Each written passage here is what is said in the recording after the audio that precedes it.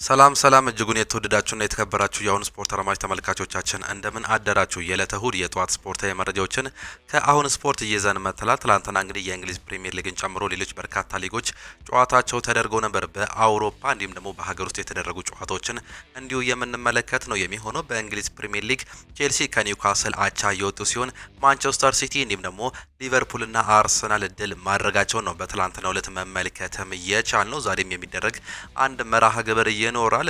በአስቶን ቪላ እንዲሁም ደግሞ በማንቸስተር ዩናይትድ መካከል የሚደረግ አንድ ተጠባቂ ጨዋታ አለ። ሌሎች መርሃ ግብሮችንም የምንመለከት ነው የሚሆነው። በስፔን ላሊጋ ሪያል ማድሪድ ማሸነፍ መቻሉ ነው የተመለከት ነው። በጣሊያን ሴሪ እንዲሁ ጁቬንቱስ ድል ማድረግም ችሏል። በጀርመን ቡንደስሊጋ እንዲሁም ደግሞ በፈረንሳይ ሊግ 1 በኮፓ ዴ ፍራንስ የተደረጉ ጨዋታዎችንም እንዲሁ በስፋት የምንመለከት ይሆናል። ከእናንተ የሚጠበቀው ሰብስክራይብ በማድረግ የቤተሰባችን አባል እንዲሆኑ እንጋብዛችኋለን። ላይክ በማድረግ ደግሞ እንድታበረታቱን ነው የምንጠይቃችሁ። ሁሌም አዳዲስና ትኩስ ስፖርታዊ መረጃዎችን ለማግኘት አሁን ስፖርት ምርጫችሁ ይሁን ነው የምንለው። እኛ ቀጥታ ወደ ፕሮግራሞቻችን አለፍን። ትላንትና የእንግሊዝ ፕሪሚየር ሊግ የ17ኛ ሳምንትን ጨምሮ እንግዲህ በርካታ የሊግ ጨዋታዎች ተደርገውም ነበር። ትላንትና ከተደረጉ ጨዋታዎች ስንጀምር ቅድሚያ በሴንት ጄምስ ፓርክ ስቴዲየም ኒውካስል ዩናይትድ ከቼልሲ ጋር ያደረጉት እጅግ በጣም ተጠባቂ ጨዋታም ነበር። በመጀመሪያው አጋማሽ ኒውካስል ዩናይትድ 2-0 መምራት ቢችልም በሁለተኛው አጋማሽ በተቆጠረበት ሁለት ጎሎች ሁለታቻ መውጣትም ችሏል። በመጀመሪያው አጋማሽ ኒውካስል እጅግ በጣም በርትቶ እንዲሁም ደግሞ አቋሙን አጠንክሮ የታየበት፣ በሁለተኛው አጋማሽ ደግሞ ቼልሲ ተሻሽሎ የቀረበበት የትላንትና መርሃ ግብርም ነበር። በ17ኛ ሳምንት ኒክ ወልትማዴ ሁለት ጎሎችን በማስቆጠር ትላንትና እንግዲህ ቲሙ 2-0 እንዲመራ ወሳኝ ሚናን ተጫውተውም ነበር። በመጀመሪያው አጋማሽ ፍጹም የበላይነትን ወስዶ ነበር ኒውካስል ዩናይትዶች። አንዳንድ ስህተቶችን በቼልሲ በኩል ተመልክተንም ነበር። አንድ ሙከራም ብቻ እንዲሁ ማድረግም ችሎ ነበር በመጀመሪያው አጋማሽ። ቼልሲዎች እንደዚህ ባደረጉበት ጨዋታ እንግዲህ በመጀመሪያው አጋማሽ ኒውካስል ዩናይትድ 5 ሙከራዎችን አድርገውም ነበር ኦን ታርጌት ማለት ነው። በሁለተኛው አጋማሽ ግን ሁለት ጎሎችን ባስቆጠሩበት የኤንዞ ማሬስካው ተጫዋቾች ቼልሲዎች እንግዲህ 4 ሙከራዎችን አጠቃላይ አድርገው ሪስ ጀምስ እንዲሁም ደግሞ ዣኦ ፔድሮ ባስቆጠሯቸው ሁለት ጎሎች እንግዲህ ሁለታቻ መውጣትም ችሏል። ሪስ ጀምስ ትላንትና እጅግ በጣም አስገራሚ የቅጣት ምት ጎል ነው ማስቆጠርም የቻለው። ዣኦ ፔድሮም እንዲሁ ሮበርት ሳንቼዝ አሲስት ያደረገለትን ኳስ የተከላካዩን ስህተት በመጠቀም እንግዲህ ወሳኛውን የአቻነትን ግብ በትላንትና ያስቆጠረ ተጫዋች መሆኑንም መመልከትም ችለናል። ትላንትና ቼልሲ ከመሸነፍ ያዳነችዋን እንዲሁ አቻ ማስመዝገብም ችሏል። ከቶፕ ፎርም ያልወጣበትን አጋጣሚ ነው ትላንትና ማረጋገጥም የቻለው። እዛው አራተኛ ደረጃ ላይ በ29 ነጥብና በ12 ንጹህ ጎሎች መቀመጥም ችሏል። ቼልሲ ካለፉት 5 ጨዋታዎች አንድ ድል ብቻ ነው ማስመዝገብ የቻለው። በሶስቱ አቻ በአንዱ ደግሞ ሽንፈት ማስተናገዱን እንዲሁ እየተመለከትንም እንገኛለን። ይህም እንግዲህ በቼልሲ ቤት ያልተጠበቀ እንዲሁ ተከታታይ የአቻ ውጤቶችን ነው እያስመዘገቡም የሚገኙት።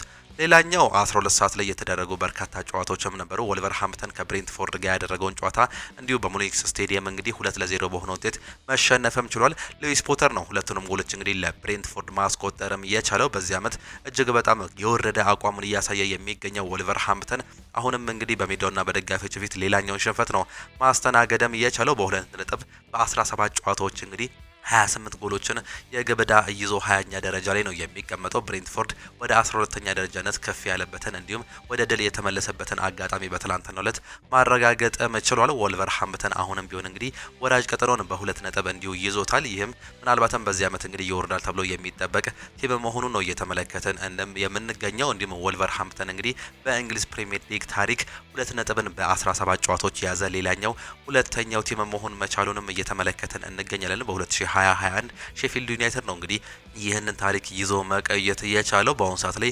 ወልቨርሃምፕተን ይህንንም መያዝም ችሏል። ይህም እንግዲህ ምናልባትም እንግዲህ በሚቀጥሉት ጊዜያት ቀጣይ ጨዋታን ደግሞ ዳግም የሚሸነፍ ከሆነ የግላቸው መጥፎ ታሪክ የሚያስመዘግቡበት ሌላኛው ውድድር ሊሆን እንደሚችል እንዲሁ እየተመለከትን እንገኛለን። በኢትሃድ ስቴዲየም ዌስትሃምን ያስተናግደው ማንቸስተር ሲቲ 3-0 በሆነ ሰፊ ውጤት ማሸነፍም ችሏል። ኤርሊንግ ብሮት ሃላንድም በ17 ጨዋታዎች 19ኛ ጎሎችን ያስቆጠረበትን አጋጣሚ ትላንትን ተመለከትን። ይህ እጅግ በጣም አስገራሚው እንዲሁም ደግሞ አውራሪው የሆነው ኤርሊንግ ብሮት ሃላንድ ትላንትናም ሁለት ጎሎችን በመጀመሪያው እንዲሁም ደግሞ በሁለተኛው አጋማሽ ማስቆጠርም ችሏል። እንዲሁም ደግሞ ለቲጃኒ ራይንደርስ ደግሞ አሲስት እያደረገም ተጫዋችም ነበር። የጨዋታው ኮከብ እንደነበር በትላንትናው ዕለት ተመልክተናል። ቲጃኒ ራይንደርስም የመጀመሪያ ጎሉን እንግዲህ በኢታድ ማስቆጠር መቻሉን ነው የተመለከትነው። ከጨዋታው በኋላ በኢታድ በርካታ ጎሎችን በኢታድ ጎል ለማስቆጠር በርካታ ጊዜዎችን ጠብቅ ያለው ዛሬ በማስቆጠር ደስተኛ ነኝ ሲል ገልጾም ነበር። ትላንትና እንግዲህ ለሰዓታትም ቢሆን ማንቸስተር ሲቲዎች የሊጉ መሪነትን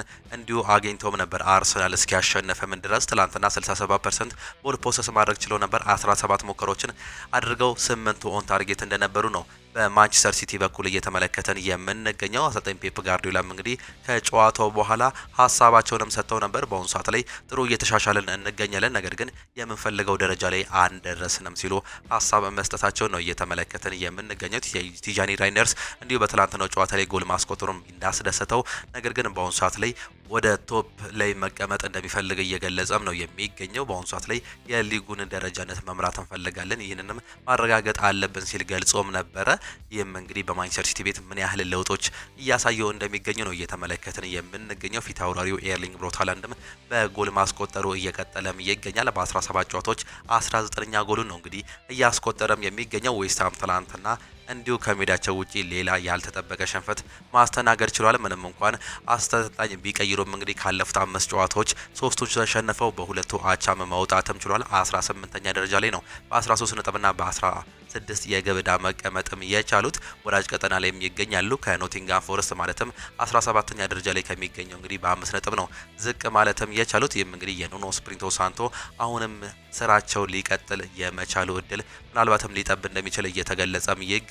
ማንቸስተር ሲቲዎች ትላንትና ወሳኝ ድልም ማስመዝገብም ችለዋል። ብራይተን ኤንድ ሆቭ አልቢዮንም ከሰንደርላንድ ጋር ያደረጉትን ጨዋታ በአቻ ውጤት ነው ማጠናቀቅም የቻሉት። 0-0 በሆነ ውጤት ነው የጨዋታ የተጠናቀቀው። ከሜዳቸው ውጪ ሰንደርላንድ 1 ነጥብ እንዲሁ መጋራትም ችሏል። በርነማውዝ ከበርንሌይ ሌላኛው የአቻ ውጤትም ነበር። የማስሮል ሰዓት ላይ የተደረገ ጨዋታ ሲሆን በርነማውዝ በሜዳውና በደጋፊዎች ፊት አንድ አቻ በመውጣት 1 ነጥብ ይዞ መውጣትም ችሏል። አንቷን ሴሜኖ ነው እንግዲህ በሁለተኛው አጋማሽ በ67ኛው ደቂቃ ላይ አስቆጥሩ እንግዲህ 1-0 መምራትም ቢችሉም ነገር ግን አርማንዶ ብሮጃ እንግዲህ በ90ኛው ደቂቃ ላይ ባስቆጠረው ጎል በርንሌይ ወሳኝ 1 ነጥብ ይዞ መውጣትም ችሏል። ትላንትና በርነማውዝ በጨዋታ ረገድ እጅግ በጣም የተሻሉ ነበሩ። 66% ቦል ፖሰስ ማድረግ ችለዋል፣ እንዲሁም ማጥቃትም ችሏል።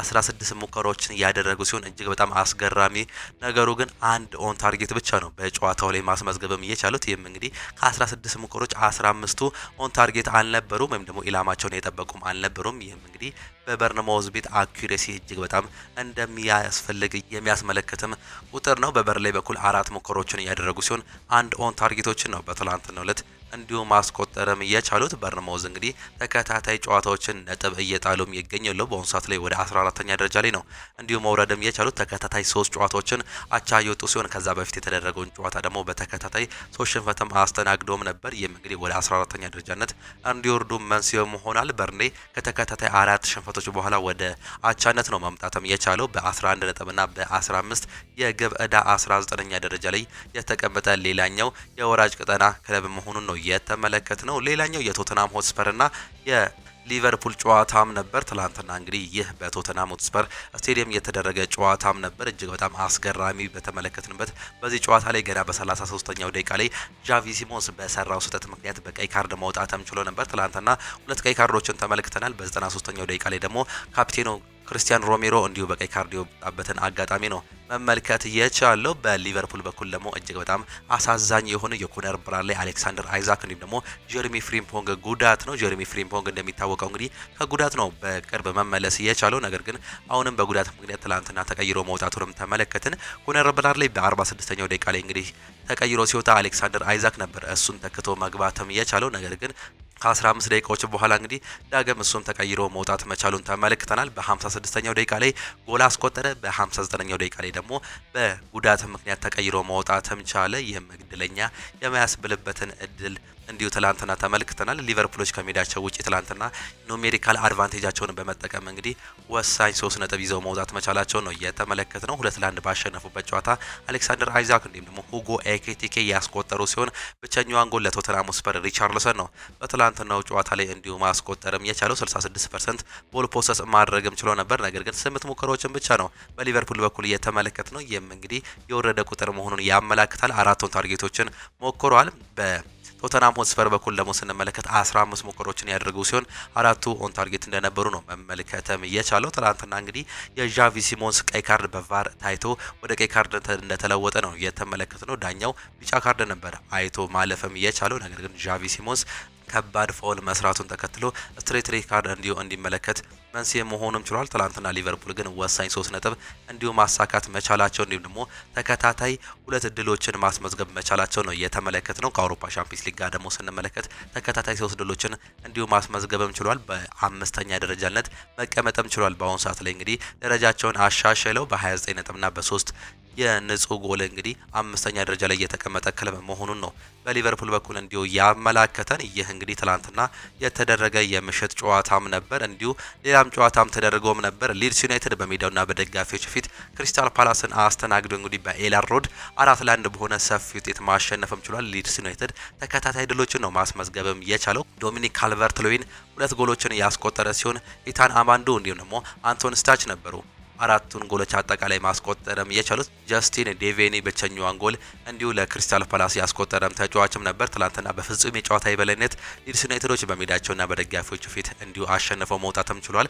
20 ሙከራዎችን አድርገው 8 ኦን ታርጌትም ነበሩ። በክሪስታል ፓላስ ቤት ምን ያህል እንደተፈተኑ የሚያሳየው እንግዲህ 9 ሙከራዎችን አድርገው 3 ኦን ታርጌት ብቻ መሞከራቸው ይህ ቁጥር እንዲሁ የሚያመላክተም ጉዳይ ነው። በዚህ እጅግ በጣም ተከታታይ ድሎችን እንዲሁም ደግሞ አቻዎችን ባስመዘገቡበት የሊድስ ዩናይትድ ጨዋታ እንግዲህ ካለፉት 5 ጨዋታዎች አንድ ሽንፈት ብቻ አስተናግደው 2ቱን አሸንፈው 2ቱን አቻ ወጥተው ከወራጅ ቀጠናው እንግዲህ በመውጣት 19 ነጥብና 7 የግብ ዕዳ በመያዝ 16ኛ ደረጃ ላይም ተቀምጧል። ከወራጅ ቀጠናው በ6 ነጥብም እንዲሁ መራቅ የቻሉበትን አጋጣሚም ነው የተመለከተው። ዳንኤል ፍራንክ እንግዲህ ይሰናበታሉ ተብሎ ቢጠበቅም ተከታታይ 4 ጨዋታዎችን አለመሸናፋቸውን ተከትሎ እንዲሁም ደግሞ ድል ማስመዝገባቸውን ተከትሎ የመሰናበት እድላቸው ጠባብ እንደሆነ ነው እየተገለጸ የሚገኘው።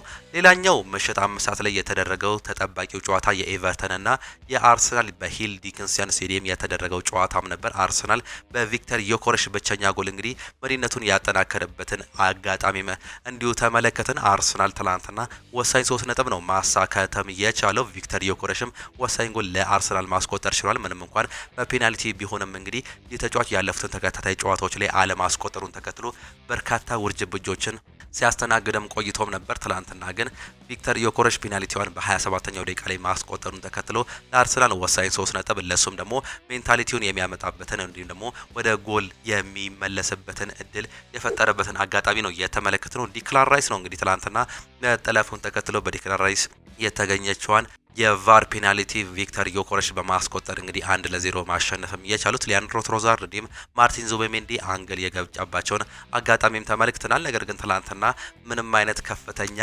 እንዲሁ 16-53 የመግባት እድል ያልነበራቸው ሁለቱንም ክለቦችም ተመልክተናል። ምንም አርሰናል የጨዋታ የበላይነት ቢኖርም ቦል ፖሰስ ማድረግ ቢችልም 13 ሙከራዎችን ቢያደርግም 2 ኦን ታርጌትን ብቻ ነው በጨዋታው ላይ መሞከርም እየቻለው። በኤቨርተን በኩል 5 ሙከራዎችን አድርገው 1 ኦን ታርጌትን መሞከርም ችሏል። ትላንትና እንግዲህ በሁለቱም ክለቦች መካከል እንዲሁ ጥሩ ፉክክር ተመልክተንም ነበር። ነገር ግን ወሳኝ 3 ነጥቡን አርሰናል በማሳካት በ39 ነጥብና በ21 ንጹህ ጎል እንግዲህ አንደኛ ደረጃነቱን ዳግም መመለስም ችሏል። ማንቸስተር ሲቲ በ2 ነጥብ ዝቅ ብሎ በ37 ነጥብና በ25 ንጹህ ጎል ሁለተኛ ደረጃ ላይ የተቀመጠ ሲሆን አስቶን ቪላ በ33 ነጥብና በ8 ንጹህ ጎሎች እንግዲህ 3ኛ ደረጃ ላይ ተቀምጧል። ቼልሲ 4ኛ፣ ሊቨርፑል 5ኛ፣ ሰንደርላንድ 6ኛ እንዲሁም ማንቸስተር ዩናይትድ 7ኛ ደረጃ ላይ የተቀመጡ ክለቦች ናቸው። ማንቸስተር ዩናይትድ ዛሬ አንድ ተስተካካይ ጨዋታም የሚያደርግም ይሆናል። ይህ ጨዋታ ምሽት 1 ሰዓት ተኩል ላይ በቪላ ፓርክ የሚደረግ ጨዋታ ነው። አስቶን ቪላ ከማንቸስተር ዩናይትድ አሰልጣኝ ኡናይ ኤምሪ ከአሰልጣኝ ሩበን አሞሪም ጋር የሚያደርጉት ተጠባቂ ጨዋታም አለ። በዚህ ጨዋታ ላይ በማንቸስተር ዩናይትድ በኩል ምን ያህል ባትም አንዳንድ ለውጦች ሊኖሩም ይችላሉ። አሰልጣኝ ሩበን አሞሪም በዚህ ጨዋታ ላይ እንግዲህ 4-3-3 አሰላለፍን ይዘው ሊገቡ እንደሚችል ነው እየተገለጸ የሚገኘው። ከዚህ በፊት ከሚታወቁባቸው 3-4-3 አሰላለፍ እንግዲህ ቀይረው ወደ 4-3-3 ሊመጡም ይችላሉ። ይህም ዋነኛው ምክንያት እንግዲህ ወሳኝ ተጫዋቾቻቸው እንደ አማድ ዲያሎ፣ ኑሴር ማዝራዊ እንዲሁም ብሪያን ምቤሞ የመሳሰሉ ተጫዋቾች ለአፍሪካ ዋንጫ መሄዳቸው እንዲሁም ወሳኙ ዲፌንሲቭ ሚድፊልደር ብራዚሊያው ካርሎስ ካሴሜሮ በ5 ቢጫ ካርድ ምክንያት በዛሬው ጨዋታ ላይ አለመኖሩን ተከትሎ ይህንን ለውጥ ሊያደርጉ እንደሚችሉ ነው እየተገለጸም የሚገኘው። ማንቸስተር ዩናይትድ ዛሬ እነዚህን ተጫዋቾች ያጣል። እንዲሁም ደግሞ ማቲያስ ደሌት፣ ሃሪ ማጉዌር የመሳሰሉ ተጫዋቾች ደግሞ በጉዳት ምክንያት እንደማይገኙ ነው የተገለጸው።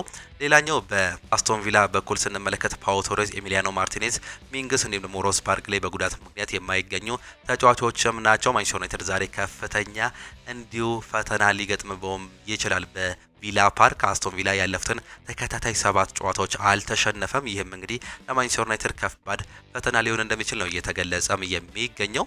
ወደ ሌሎች ሊጎች ስንሄድ እንግዲህ በስፔን ላ ሊጋ የተደረገ ጨዋታ ስንመለከት ሪያል ኦቪዶ ከሴልታ ቪጎ ጋር ያደረጉትን ጨዋታ 0-0 ሲለያዩ ሌቫንቴ ከሪያል ሶሴዳድ ጋር 1-1 ተለያይተዋል።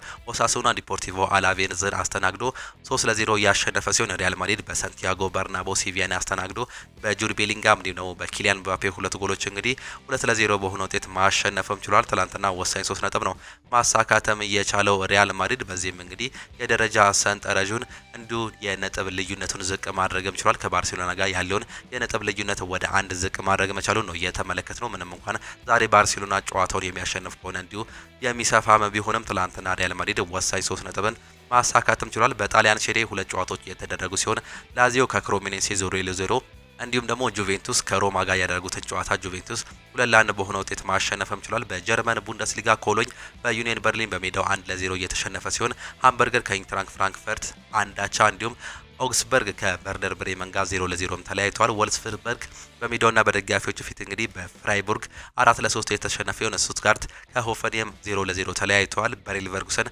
ከሜዳቸው ውጪ አርቢ ሌፕዚግን 3-1 ያሸነፉበት የትላንትና ተጠባቂ ጨዋታዎችም ነበሩ። ይህ እንግዲህ ትላንትና የተደረጉ ጨዋታዎች ናቸው። ዛሬም የሚደረጉ የሌሎች ሊግ ጨዋታዎችን ስንመለከት በእንግሊዝ ፕሪሚየር ሊግ አስቶን ቪላ ከማንቸስተር ዩናይትድ እንደሚያደርጉት ጨዋታ ነግረናቸዋል። ምሽት 1 ሰዓት ተኩል ላይ የሚደረግ ጨዋታ ነው። በስፔን ላሊጋ ደግሞ 4 ጨዋታዎች ይደረጋሉ። ዢሮና ከአትሌቲኮ ዲ ማድሪድ ቀን 10 ሰዓት ላይ የሚደረግ ሲሆን ቪያሪያል ከባርሴሎና ጋር የሚያደርጉት የ12 ሰዓት ከሩብ ጨዋታ ይጠበቃል። ባርሴሎና ከሜዳቸው ውጪ ነው ይህን ጨዋታ የሚያደርጉት። ኤልቼ ከሬዮ ቫይካኖ እንዲሁም ደግሞ ሪያል ቤቲስ ከሄታፌም የሚጫወቱም ነው የሚሆኑት። በጣሊያን ሴሪኤ ካግሊያሪ ከፒሳ ይጫወታሉ። ሳሱሎ ከቶሪኒዮ፣ ፊዮሬንቲና ከዩዲኒዜ እንዲሁም ጄኖዋ ከአታላንታ ጋር የሚያደርጉት ጨዋታ ይጠበቃል። በጀርመን ቡንደስሊጋ ሜንዝ ከሴንት ፖሊ ሲጫወቱ ሄዴኒየም ከባየር ሙኒክ ጋር የሚያደርጉት የዛሬ ተጠባቂ ጨዋታዎች ናቸው። በአፍሪካም ዋንጫ እንግዲህ ሞሮኮ ከኮኮሞሮስ ጋር የሚያደርጉት የአፍሪካ ዋንጫ የመጀመሪያ መክፈቻ ጨዋታ ዛሬ የሚደረግ ነው የሚሆነው። በሞሮኮ የሚደረገው የአፍሪካ ዋንጫ እንግዲህ ዛሬ የሚጀምር ሲሆን ሞሮኮ ከኮሞሮስ ጋር የሚያደርጉት የዛሬ ተጠባቂ ጨዋታዎች አሉ። እነዚህን ጨዋታዎች እንድታዩም እንጋብዛችኋለን። የተወደዳችሁና የተከበራችሁ አድማጮቻችን እጅጉን የተወደዳችሁና የተከበራችሁ የአሁኑ ስፖርት አድማጭ ተመልካቾቻችን ለዛሬ የነበረን ስፖርታዊ መረጃዎቻችን ይህንን እየመስሉ ነበር። ፕሮግራሞቻችንን እንዴት አያችኋቸው? ሀሳብ አስተያየታችሁን ኮሜንት ቦክስ ላይ ልታጋሩን ትችላላችሁ። የዛሬ የአሁኑ ስፖርት የጠዋት ፕሮግራሞቻችን በዚሁ የሚጠናቀቁ ይሆናሉ። ዛሬ የሚደረጉ መርሃ ግብሮችን ለማስታወስ ያክል እንግዲህ በቪላ ፓርክ አስቶን ቪላ ማንቸስተር ዩናይትድን የሚያስተናግድበት ተጠባቂ መርሃ ግብር አለ። ይህ ጨዋታ ምሽት 1 ሰዓት ተኩል ላይ የሚጀምር ነው የሚሆነው። በስፔን ላ ሊጋም የሚደረጉ ጨዋታዎችን ለመመልከት ያህል ጂሮና ከአትሌቲኮ ዲ ማድሪድ ጋር 10 ሰዓት ይጫወታሉ። 12 ሰዓት ከሩብ ላይ ቪያሪያል ከባርሴሎና ጋር የሚያደርጉት ጨዋታ ይጠበቃል። ምሽት 2 ሰዓት ተኩል ላይ ኤልቼ ከሬዮ ቫይካኖ እንዲሁም ምሽት 5 ሰዓት ላይ ሪያል ቤቲስ ከሄታፌ ጋር የሚያደርጉት የዛሬ ተጠባቂ ጨዋታዎች ናቸው። እንዲሁም ደግሞ ዛሬ የአፍሪካ ዋንጫ የሚጀምርበት ጨዋታ እንደሆነም ይታወቃል። ሞሮኮ ከኮሞሮስ ጋር የሚያደርጉት የምሽት 4 ሰዓት ተጠባቂ ጨዋታ አለ። እሱን ጨዋታም እንድታዩ እንጋብዛችኋለን። በጀርመን ቡንደስሊጋ እንዲሁም በሌሎች ሊጎች የሚደረጉ ጨዋታዎችን እንድታዩ እየጋበዘን የዛሬ የጠዋት ፕሮግራሞቻችን በዚሁ የሚጠናቀቁ ይሆናል።